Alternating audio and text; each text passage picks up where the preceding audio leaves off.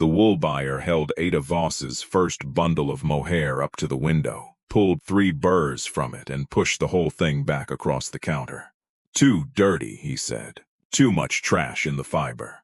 I can buy this as low grade, but I won't pay premium for it."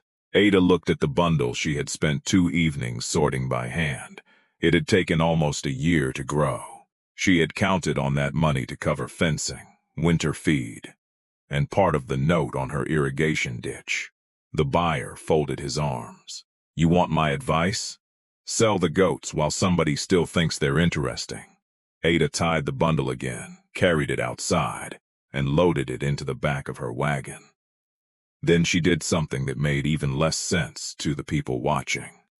She drove home, opened the gate to the worst 40 acres she owned, and turned every goat she had onto it.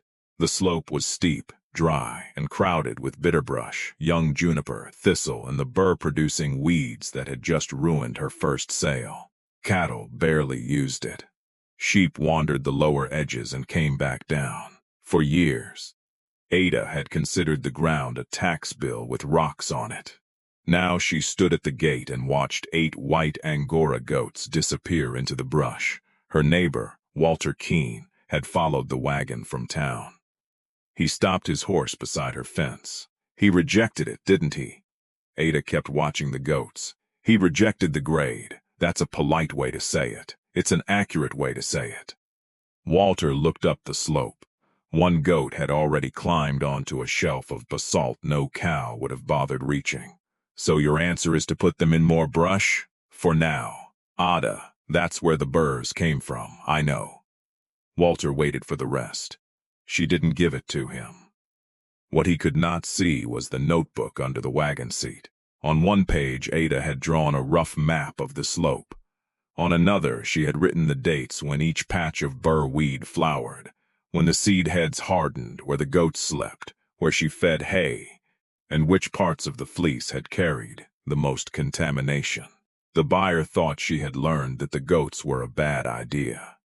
Ada had learned something narrower. The goats could grow fiber worth money. She had simply grown it badly. 2 years earlier, Ada had not owned a single goat. She was 32 years old, and she had spent most of her adult life behind the freight counter in a small rail town on the dry side of Oregon. She could read a bill of lading faster than most men could read a newspaper. She knew what orchard crates cost to ship west, what a broken wagon axle delayed, which merchants paid on time, which ones invented excuses, and how quickly a profitable crop became worthless when freight charges moved the wrong direction. People thought that made her a clerk. Ada thought it made her useful. When her aunt died, she used nearly all her savings to buy the Voss place rather than let it be divided. It was not a large ranch. There were a few irrigated acres near the creek, an old orchard that needed pruning, a small hayfield, and enough lower grass to support a modest number of cattle if the rain behaved. The rain often did not behave. Above the house, the land rose sharply into dry scrub. The upper ground was too rough to plow and too brushy for cattle. Every summer, Ada watched green feed dry on the lower flats while acres of woody browse stood untouched above them. She tried running sheep there one season. They grazed what they liked and left most of the brush alone. She paid a man to cut juniper around one fence line. He worked 3 days, blistered both hands, and cleared less ground than Ada had expected. By autumn, she had a simple problem. She had land she was paying for, and animals that could not use enough of it. At the freight office, problems had usually announced themselves as numbers. Ada treated the ranch the same way. She kept cost sheets in the kitchen: hay, salt, fence wire, veterinary visits, freight, irrigation repairs, interest. She did not trust a good month until she had subtracted the months that came before it. One November afternoon, before she left the freight job for good, a crate of machine parts arrived with a stack of trade circulars used as packing paper. Most went into the stove, one did not. It was a price sheet from a fiber house that handled wool, mohair, and specialty clips from small producers. Ada had seen the word mohair before on freight tags. She had never paid much attention to it. This time she did. The circular separated clean fiber from stained fiber, kid hair from older clips, and well-prepared lots from mixed ones. The difference in price was large enough that Ada carried the paper home instead of burning it. That night, she did not begin by asking what animal produced mohair. She began by asking what made the fiber expensive: cleanliness, length, uniformity, preparation. Then she found the animal: Angora goats. That alone would not have interested her much. Plenty of animals produced something saleable. The line that held her attention came from a stock catalog she borrowed from a merchant 2 weeks later. Angoras were browsers. They could make use of brush that ordinary grazing animals left behind. Ada read that line 3 times. Then she walked outside with a lantern and looked toward the dark ridge above her house. The hill had not changed. Her question had. The next month, she started watching freight more carefully. Not for goats, for mohair. She saw bales shipped from farther south. She wrote down their weights. She asked a warehouse man how buyers complained about bad lots. She learned that dirty fiber lost value fast, that careless feeding could fill a fleece with chaff, and that a producer who mixed everything together gave the buyer every reason to pay the lowest grade. No professor sent her instructions. No expert drew her a plan. Ada built her understanding out of invoices, freight tags, rejected lots, trade circulars, and the kind of conversations people forgot the moment they finished having them. By spring, she had 1 page in her notebook labeled, "What can go wrong?" It was longer than the page labeled, "What can pay?" That made her trust the idea more, not less. She still had no goats. Then 8 of them arrived at the rail siding by accident. Not truly by accident. Somebody had ordered them. But the man who ordered them never came. For 5 days, the station agent sent telegrams and waited. The animals remained in a temporary pen near the stock ramp, eating hay nobody wanted to keep buying. On the 6th day, word came back that the buyer had lost his financing and would not accept delivery. The freight company wanted the animals gone. The station agent announced a quick sale at the siding. By noon, a dozen men had come to look. Most wanted cattle equipment or horses. Few knew what to do with long-haired white goats. One man suggested buying them cheap and butchering them. Another said they looked like sheep that had made a poor decision. Ada stood near the scale house with her hands in her coat pockets. She did not laugh. She had already looked at the freight papers. 7 does. $1. Adult stock. Enough to test breeding. Enough to test fiber. Few enough that being wrong would hurt without destroying her. That last part mattered most. The station agent started the lot at $40. Nobody answered. He tried 30. One butcher offered 12. Ada said 18. The butcher looked at her. For the lot? For the lot. He shook his head as if she had done him a personal favor. No one bid again. Ada bought 8 Angora goats for $18.75. In freight fees she could not avoid. The story in town became $18 for 8 useless goats. Ada's notebook told a different story. Purchase, freight, fence repair, hay, shears, possible loss. She had no interest in winning the argument before the numbers arrived.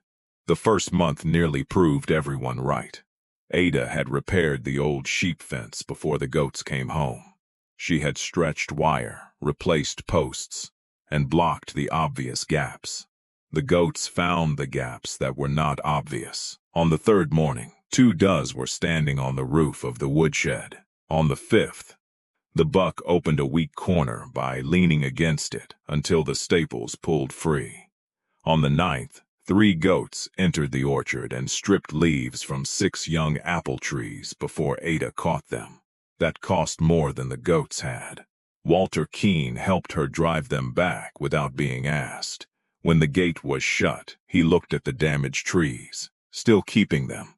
Ada examined a branch that had been chewed nearly bare. I paid for the lesson. I might as well use it. Walter looked at her fence. Lesson says they climb. Lesson says my fence was built for animals that respect a fence. That evening she changed the plan. She stopped thinking of the goats as small sheep. She watched where they tested corners. She noticed that they preferred height, dry footing, and browse they could reach above shoulder level. She moved feeders away from the fence so hay did not blow into the wire. She braced the weak corners. She added a narrow holding lane so she could move the animals without chasing them through the yard. Most important, she divided the scrub slope into smaller sections. She had intended to give the goats the whole hill. Instead, she gave them one piece at a time. The result was immediate. They did not eat the land clean. They selected. They reached for blackberry canes, bitterbrush tips, young juniper, thistle, weeds, leaves, and woody plants Ada's cattle ignored. They stood on rocks to reach higher branches. They pushed into places a cow would not enter unless frightened. After 3 weeks, the first paddock looked different, not bare, opened. Ada could see the ground between shrubs. She could walk the old fence line without cutting a path first. That was the first proof, and it did not involve fiber at all. The second proof came from feed. The goats still needed hay and careful winter management. Ada had expected that. But while brush was available, they turned part of the least useful ground on her property into forage. She wrote the difference down. She did not call it profit, not yet. By late summer, she knew each animal by behavior. The buck, whom she called Amos because he always looked offended, would test any new latch within an hour. A narrow-faced doe named June learned the sound of Ada's grain bucket and used that knowledge irresponsibly. Another doe, Pearl, hated puddles but would climb a leaning tree without hesitation. Ada did not make pets of them. She made routines: morning water, fence check, browse section, evening count, mineral, hooves when needed, shelter kept dry, feed handled carefully around the fleece. That last rule came from the freight conversations. Chaff in a fleece was money lost. Ada understood the rule. She did not yet understand how difficult it was to obey. Winter came wet rather than especially cold. The goats tolerated the dry days well. But cold rain taught Ada another expensive lesson. A long fleece that looked impressive in fair weather could become a liability when soaked. She improved the shed. She sat at a dry loafing area and made sure the animals could get out of the wind. One sick doe required several days of attention, and a veterinary visit Ada had not budgeted for. By February, the experiment had cost enough that she stopped using the word cheap when she thought about the purchase. $18 had only been the entrance fee. The real cost was management. That was also what gave her hope. Management could be improved. Spring brought kidding, and with it another surprise. Ada had expected the work to become easier once she understood the adults. Instead, she discovered a new set of problems. A weak kid had to be warmed beside the kitchen stove. One doe refused to stay where Ada wanted her. Another hid her kid in brush so thick Ada spent an hour believing she had lost it. She lost one newborn during a cold night. She buried it beyond the orchard. The next morning, she opened the notebook and wrote the date. For a long time, she left the next line blank. Then she wrote what she could change. Better kidding shelter. Earlier night checks during bad weather. Keep the heavy bread does closer to the house. The goat she had lost did not become a lesson. Ada hated when people talked that way about living things. The loss remained a loss. The notes were for the animals still alive. By early summer, the surviving kids were quick on the slope, and the adults carried enough fleece that Ada began thinking about the first clip. This was the part she had imagined from the beginning. She cleared the barn floor. She borrowed proper shears. She spread clean canvas so the fiber would not fall into dirt. She prepared sacks for different grades. For 2 days, the work seemed to justify everything. The mohair came off in long, pale locks. Some sections were bright and lustrous. The younger fiber felt finer than Ada expected. She separated stained pieces. She kept the belly hair apart. She shook loose what debris she could see. Walter came by during the second afternoon and picked up a lock from the canvas. That's what the whole argument was about. Part of it. He rubbed the fiber between his fingers. Feels expensive. Don't say that until somebody pays for it. You don't enjoy hope much, do you? I enjoy receipts. He laughed. Ada almost did. She packed the best-looking fiber separately and took it to a regional buyer who visited the town twice a year. She expected questions about length. Instead, the man pulled out burrs. He found dry seed heads deeper in the locks. He found bits of hay. He spread part of the fleece and showed Ada where vegetable matter had worked into the fibers close to the skin. Good growth, he said. Poor preparation and too much contamination. The words landed harder because he was not insulting her. He was grading the product. Ada asked what the difference would be if the lot were cleaner. He gave her a range.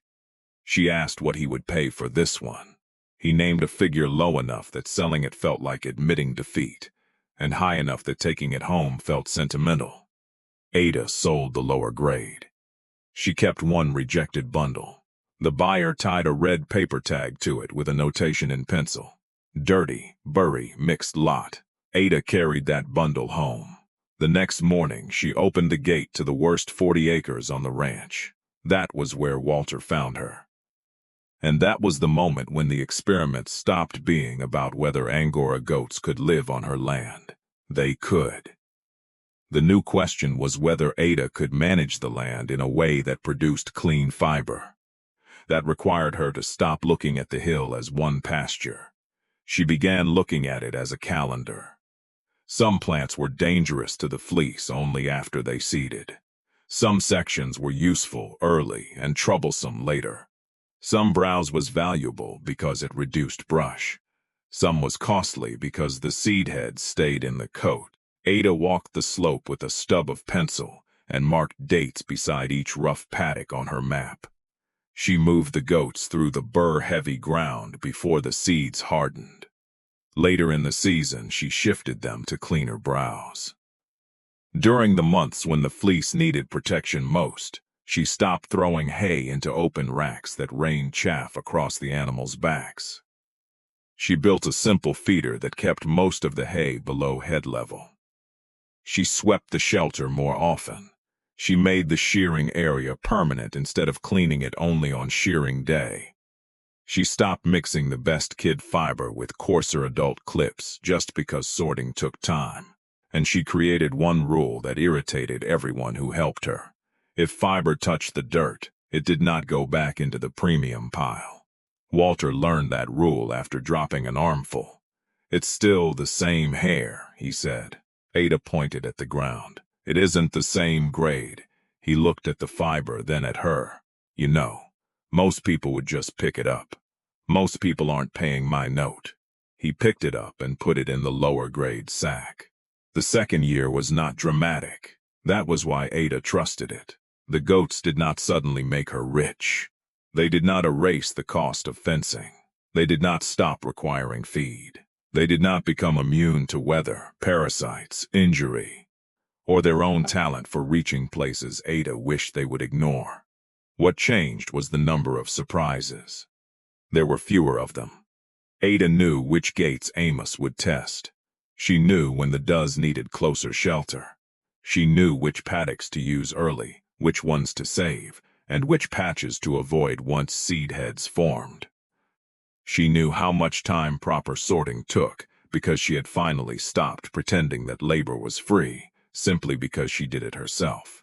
She added labor hours to the notebook. That made the operation look worse on paper for several months. Then it made the decisions better. She could see where a cheap shortcut cost more than it saved. She could also see where she had been spending money out of habit. The lower cattle pasture had always received the best attention because cattle were what ranches were supposed to make money from. The scrub hill received whatever time was left. Now Ada compared them without sentiment. The cattle still mattered. They produced a reliable product in a familiar market, but they depended heavily on lower grass and hay. The goats used acreage that had contributed almost nothing. They also changed that acreage as they moved through it. By midsummer, an old path through the brush had widened enough for Ada to ride without dismounting. Along one fence line, young juniper had been browsed back so heavily that she could inspect the wire from 50 yards away. Near the upper bench, grass appeared in openings that had been shaded by brush the year before. Ada did not claim the goats had improved every inch of the hill. Some plants returned quickly, some required cutting, some areas needed rest. Too much pressure in one place would create a new problem. So she rotated. The notebook became less like an account book and more like a map of decisions. That autumn, Walter asked whether she would let the goats onto his south fence line after the first rain. It was choked with blackberry and young brush. Ada said no. Walter looked offended. You said they eat brush. They do. I have brush. You also have bad fence and 2 pear trees hanging over it. I can fix the fence, then ask me again. He did. The next week he fixed the fence. Ada walked the line herself before agreeing. She moved 6 goats onto the strip for a controlled period, charged Walter enough to cover the extra labor, and wrote down the result. It was not much money, but it was the first time the goats had earned income without selling fiber or offspring. That changed the shape of the business in Ada's mind. They were not only animals that made mohair. They were animals that could convert a management problem into forage while producing mohair at the same time. The fiber still had to prove itself. Winter passed.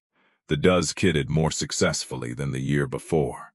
Ada still lost sleep, but she did not lose a kid. When the next shearing season arrived, she prepared a week in advance. The goats spent their final days on the cleaner upper bench.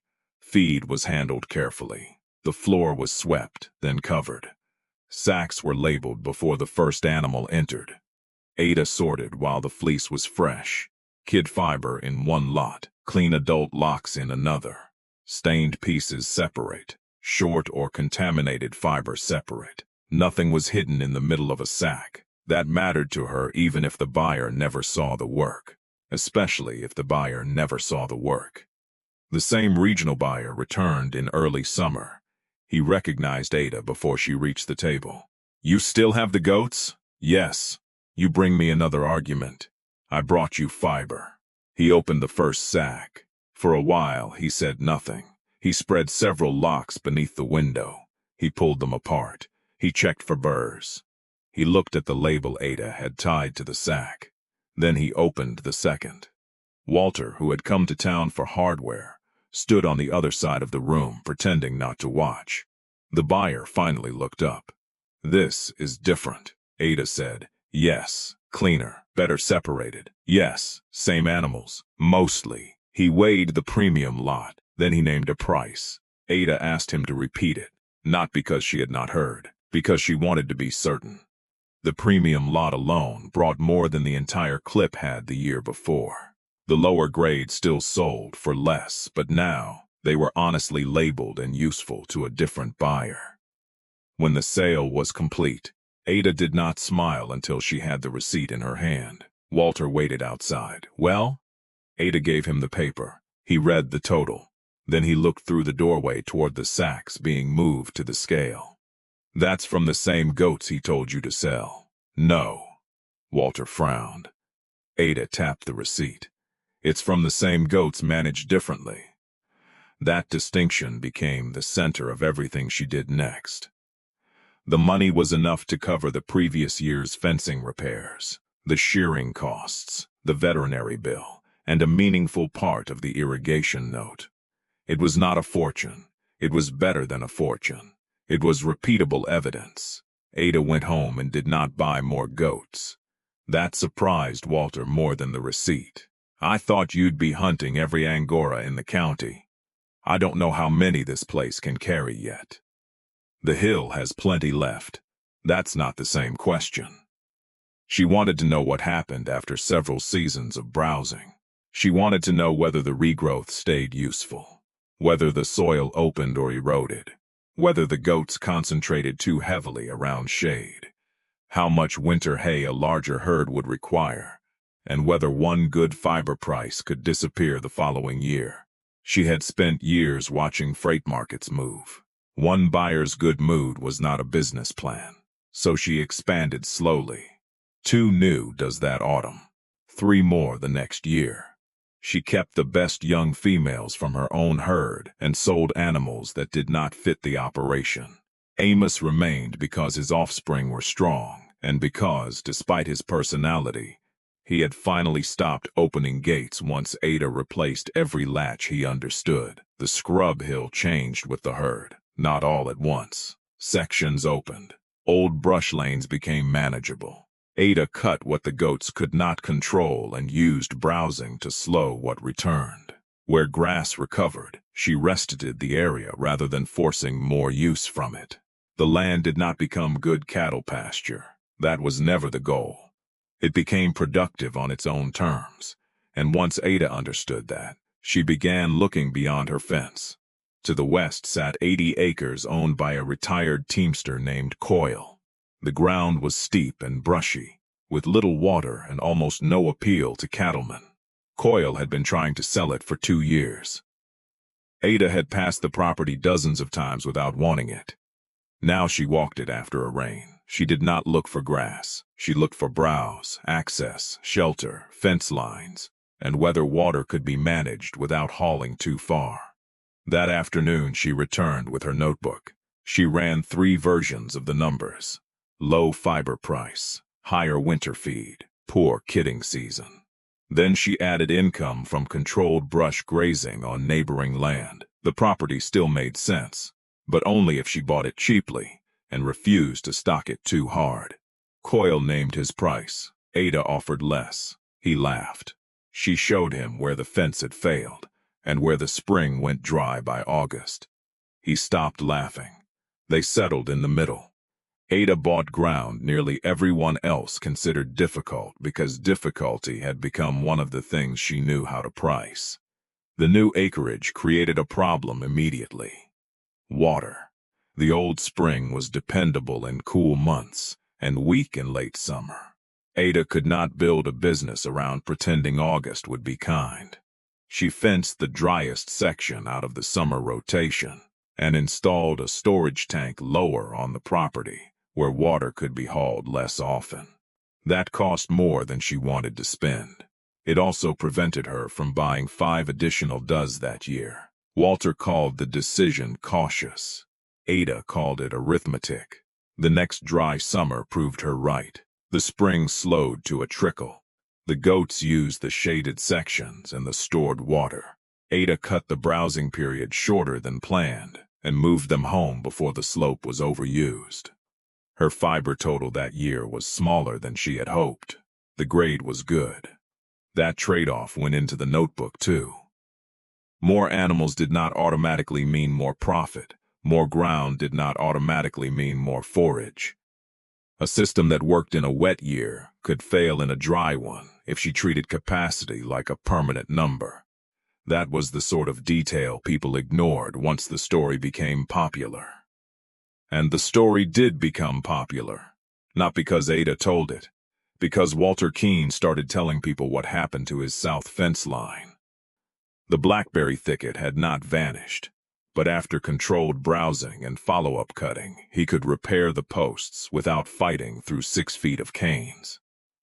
The next year he asked Ada to bring the goats back. Then a pear grower 2 miles away asked whether she could clear brush along an irrigation ditch without putting the animals near the trees. Ada inspected the property first. She said yes to one section and no to another. A man farther north wanted her herd on an abandoned lot full of weeds. She refused because the fencing was poor and the plants were already seeding heavily into the fleece. That refusal confused him. I thought the point was that goats eat anything. That's not the point. What is the point? Ada looked at the open lot, then at the loose wire. They eat what I can manage them to eat without creating a more expensive problem. He did not hire her. Ada was relieved. By the 4th year, she had enough requests that she began scheduling short browsing jobs around the fiber calendar. Early season work could reduce brush in places that would be risky later. Clean paddocks were reserved when the fleece needed protection. Properties with poor fencing were rejected unless the owner fixed them first. She charged for transport, labor, and time. The goats earned money from the land before their fiber left the ranch. That second income changed how Ada handled bad markets. One year, mohair prices weakened. Several growers complained that the animals no longer paid. Ada's fiber income fell too. But her brush contract still covered part of the operation, and the goats still used land that would otherwise require cutting or remain idle. She reduced expansion, kept only the young stock she truly needed, and waited. The business bent. It did not break. That mattered more to her than the best year ever had. She had seen too many people at the freight counter build a future around one unusually high price. A single good season could make a fool feel brilliant. A bad season revealed the system. The buyer who had rejected Ada's first premium claim continued buying from her. He never apologized. Ada never wanted him to. He had graded the fiber in front of him.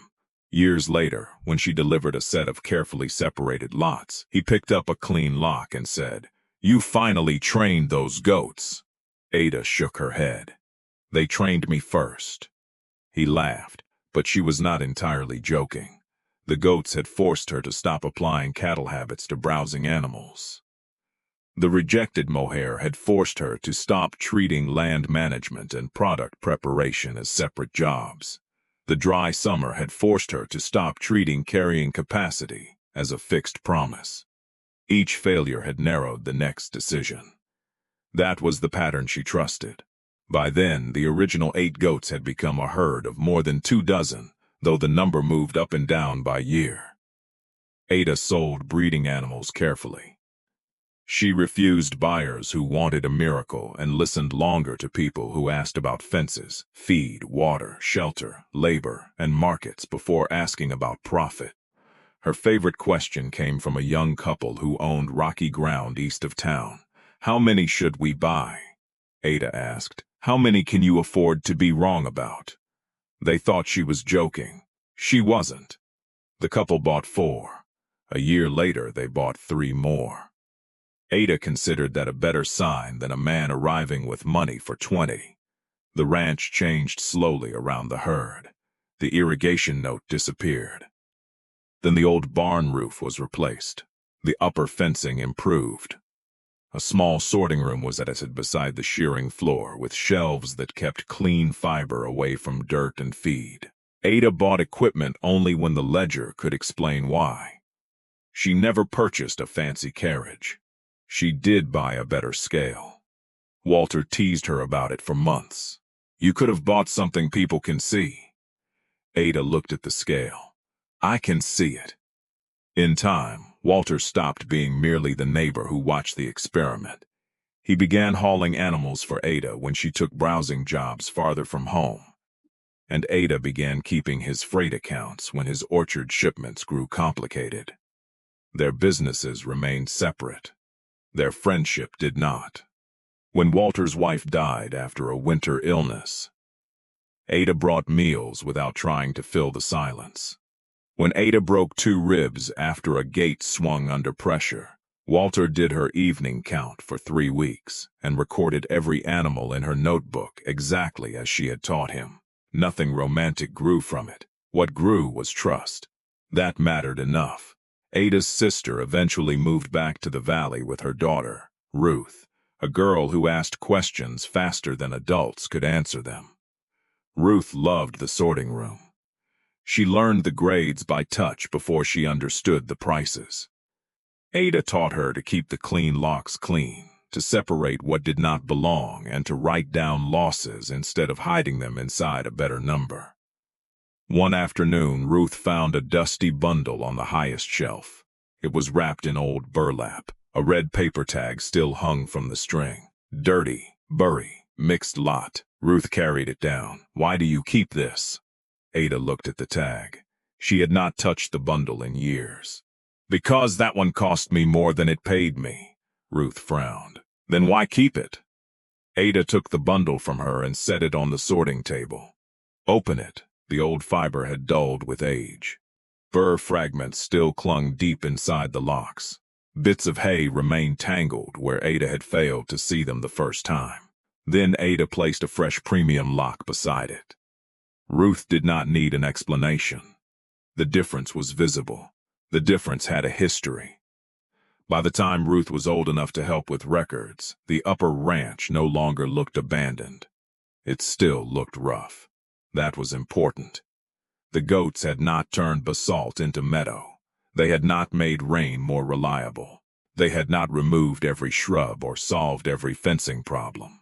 The land remained dry country, but it worked now. Some sections produced browse, some rested, some were used for controlled clearing jobs. Some carried grass after brush pressure was reduced.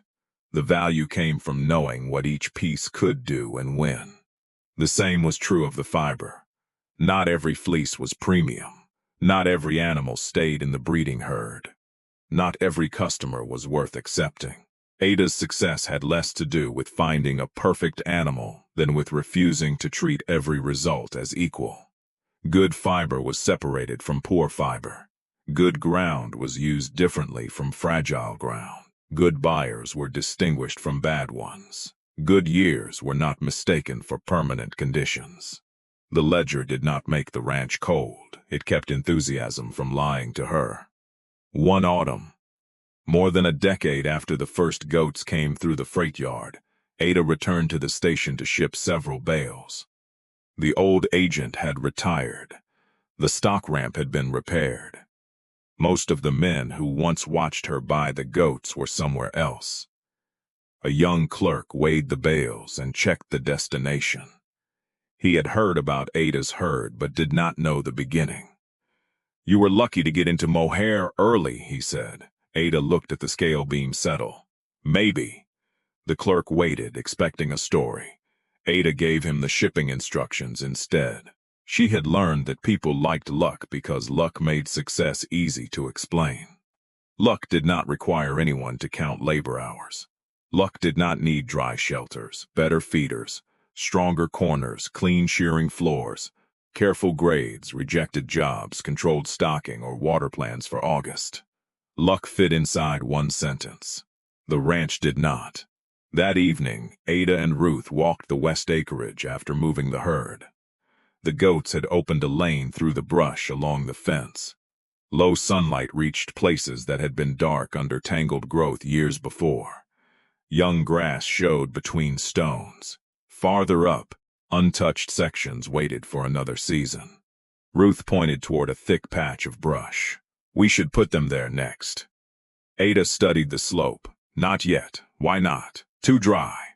But there's still feed. There will be more value in leaving it than taking it." Ruth looked again.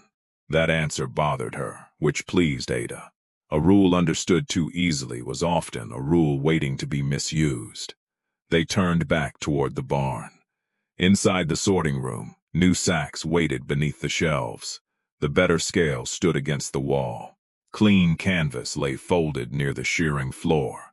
Above it all, Ada had pinned the old red rejection tag to a wooden beam.